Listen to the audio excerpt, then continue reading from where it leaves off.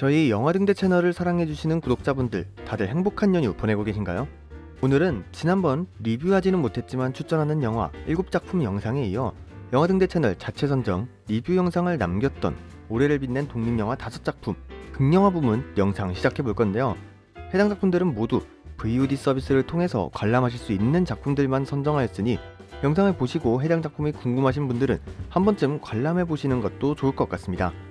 또한 작품성이나 관객 수로 작품들을 선정하거나 순서를 매기지 않았다는 점 말씀드리겠습니다. 그럼 영상 바로 시작하겠습니다. 우리 1년만 합시다. 그리고 그 뒤에 컴백. 누구? 원청 박정은 대리입니다. 제 책상 어딥니까? 7년간 근무했던 회사에서 권고사직을 거부했다는 이유로 하청업체에 파견을 가게 된 정은. 부수사원까지 했었던 정은에게 본청에서 하청으로의 파견은 너무 잔인하기만 한데요. 거기에 하청업체의 직원들은 그녀를 불편해할 뿐만 아니라 사무직만 하던 정은에게 송전탑을 맨몸으로 올라야 하는 현장 일은 낯설고 버겁기만 합니다. 하지만 어떻게든 1년만 버티면 다시 원청으로 불러주겠다는 희망을 품은 채 버티기 시작하고 직원 막내의 도움으로 조금씩 적응하기 시작하는데요. 과연 정은은 힘든 현장 일을 버텨 1년 뒤 다시 본청으로 돌아갈 수 있을까요?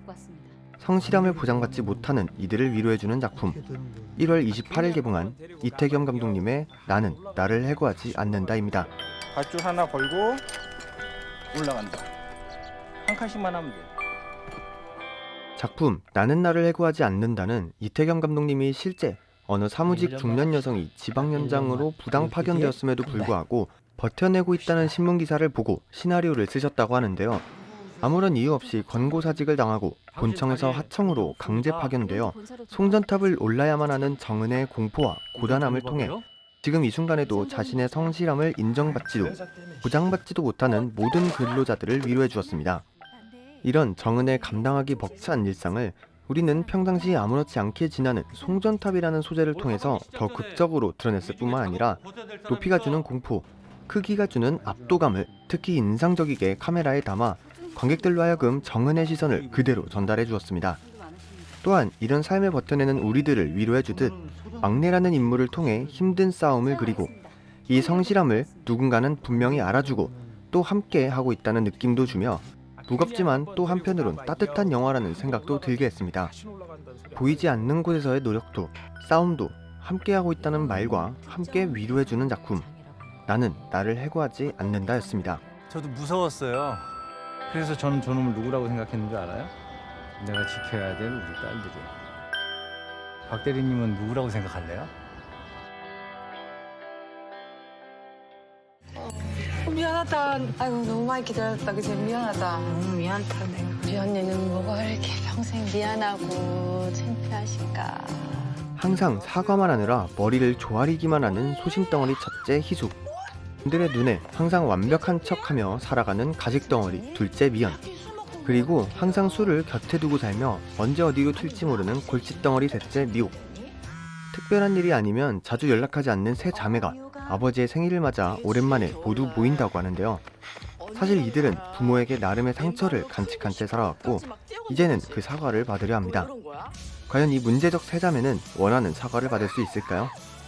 사과할지 모르는 무책임한 어른들에게 보내는 울분 1월 27일 개봉한 세 자매입니다. 언니가 뭘 잘못했어?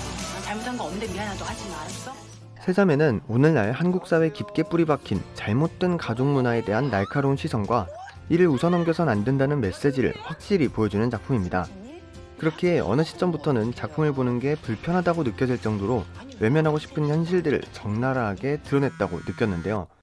사실은 괜찮지 않지만 가족들 때문에, 내 직위 때문에, 주변의 시선 때문에 괜찮은 척 해야만 하는 우리들의 모습을 고스란히 스크린에 옮겨놨다는 생각이 들었습니다. 특히 작품의 여러 디테일들과 연출들, 그리고 정말 어딘가 살아있을 법한 생생한 캐릭터들을 연기한 문소리, 김선영, 장윤주 배우의 연기 합이 신선하면서도 또 좋은 케미를 발휘하기 때문에 새 배우들의 연기 대결을 보는 것만으로도 충분히 인상적인 작품이라는 생각이 들었습니다. 그때는 당연시 되던 것들로 인해 상처받은 모든 이들에게 용기를 주는 작품 이승원 감독님의 세자매였습니다. 진짜 사과 안 하실 거예요? 우리한테 사과하시라고요.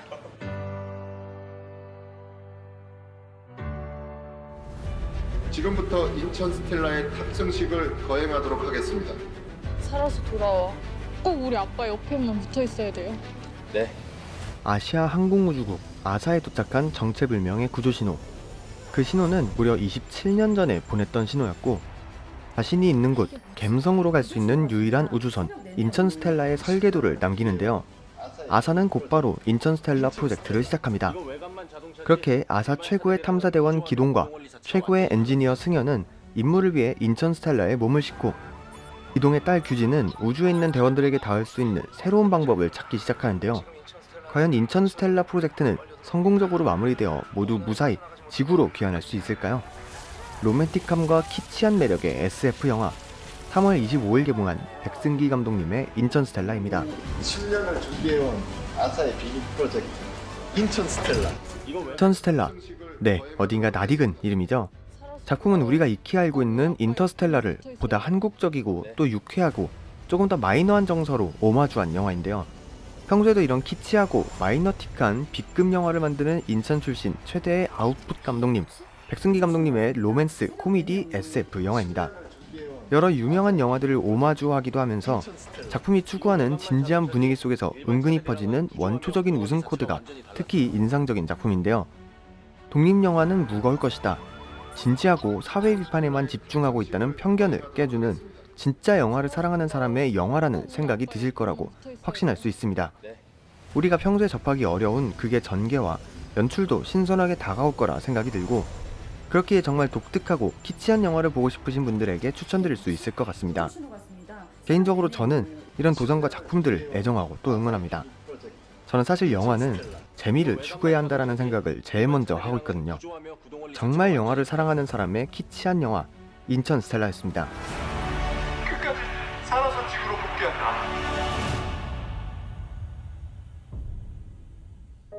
꽃이 다 피었으니까 엄마 오는 거야? 아니, 안 올 것 같아. 좀 멀긴 하다. 그냥 우리 아빠한테 데려다 주러 갈까? 그럼 절대 못 간다? 어른들은 절대 안 된다고 할걸? 아파서 병원에 있는 엄마와 그런 엄마의 병원비를 마련하기 위해 항상 바쁜 아빠. 하지만 새로 전학 간 학교에서 좋은 친구들 만나 씩씩하게 웃는 9살 다이. 하지만 이렇게 즐겁고 재미있는 하루하루가 지날수록 엄마와의 이별이 조금씩 다가오고 있다는 걸 느끼기 시작합니다. 그리고 혼자 외로워하고 있을 엄마를 만나러 가기 위해 친구들과 함께 엄마를 향한 여행을 떠나기 시작하는데요. 과연 다이는 엄마를 만나 마지막 인사를 전할 수 있을까요? 아프지만 아름다운 아이들의 성장통, 5월 5일 개봉한 이지원 감독님의 아이들은 즐겁다였습니다. 엄마 잘 보살펴 주소.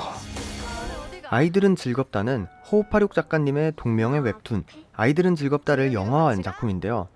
단순한 점과 선만으로만 표현했음에도 불구하고 인물들의 행동과 대사들을 통해 디테일과 은근히 무거운 메시지를 충분히 잘 전달해 주었던 웹툰의 특징을 조금 더 가볍고 아름다운 색과 장면들로 연출하면서 참 예쁜 영화로 만들었다는 생각이 들었습니다. 또한 아이들을 소재로 나오는 독립영화들은 항상 슬프고 보기 힘들 것이다라는 불문율을 깨고 단순하지만 정직한 스토리와 영상미, 그리고 아름다운 이별이라는 소재를 충분히 잘 드러낸 작품이라는 생각이 들었습니다. 또한 작품에서 본한 인물, 불필요한 악역 하나 없이 순수한 시선을 전공법으로 전달하려 한 연출도 좋았던 작품이었습니다. 어른들이 항상 지켜주고 싶은 아이들의 순수한 마음에 관한 이야기, 아이들은 즐겁다였습니다.